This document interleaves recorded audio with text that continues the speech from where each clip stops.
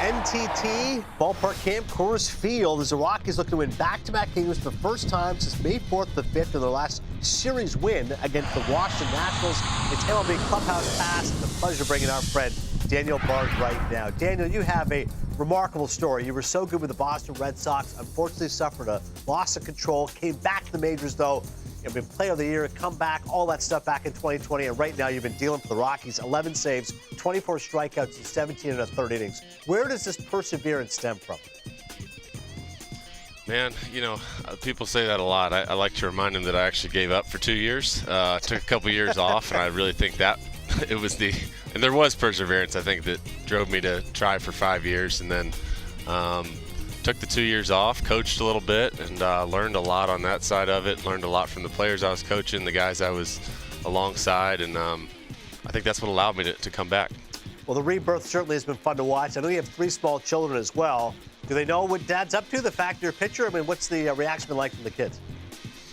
I think they're starting to figure it out. They're 6, 4, and 2, so they love the action and the noise and the music and the lights of the games. But as far as like enjoying the what I'm actually doing, I don't know if they're quite there yet. They tell me to strike them out every day before I leave the house, and that's enough for me. Yeah, they're not going through pitch sequencing as of yet when you're 6, 4, and 2. We get that. What's also right. really special is the fact that you're giving back to the community. Fill the void, amp the cause to end hunger. You're donating $300 for every strikeout. Why is that a cause that's so impactful to you?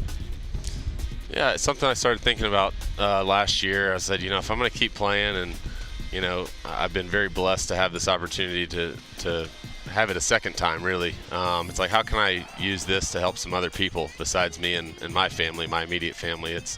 So this was something that, I think having kids, I wanted to help kids who are less fortunate and ones that are struggling, and people struggling coming out of the pandemic, and people have lost jobs, and a way to put some food on their plates and make their day a little bit easier, hopefully.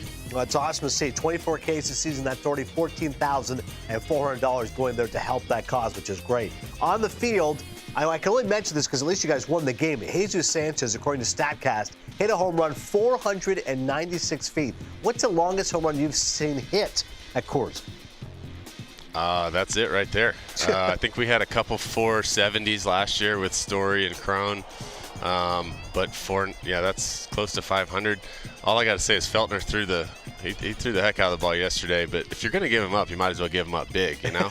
Nobody likes giving up a wall scraper. Then you're just complaining about the dimensions of the field or right. The pitch before. But he earned that one. So that was kind of. I'm glad we won the game. You're right. If you do something, you do it in style.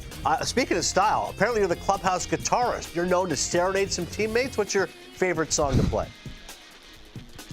I don't know if I have a go-to. I kind of pull out like I'm the oldest on our team by a couple years, and most of the guys are like 10 years younger than me. So I try to introduce them to some classic rock, some 90s alternative, some stuff that they weren't probably around for. So, a little bit of Pearl Jam, some Foo Fighters, some Led Zeppelin, some Hendrix.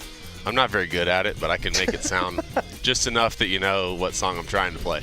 I was going to guess 90s. Maybe Everlong, Foo Fighters, maybe Daughter by Pearl Jam. Yeah. It's before those guys' time, but I'm with you. Those are definitely some great tracks. Yeah. You're also an avid fisherman. What's your favorite fish to get, or where's your favorite spot, I should say?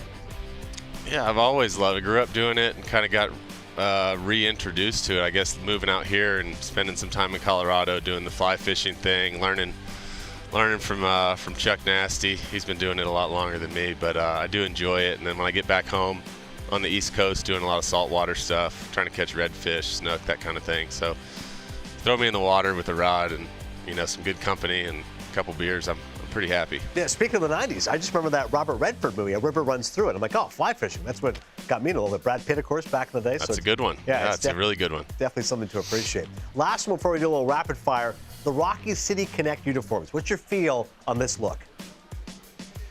I like it, man. I think they're all a little funky and a little weird. They all have their own flavor, and people say, it doesn't look like a Major League Baseball uniform. I don't think it's supposed to, That's what these are for. They're something fun, something that brings the city together, something has some unique flavor and some meaning behind all the artwork and the colors, things like that. So I think we did a good job, man. It brings out the green, that you see, I don't know if you can see behind me, but Yeah. we got mountains back there.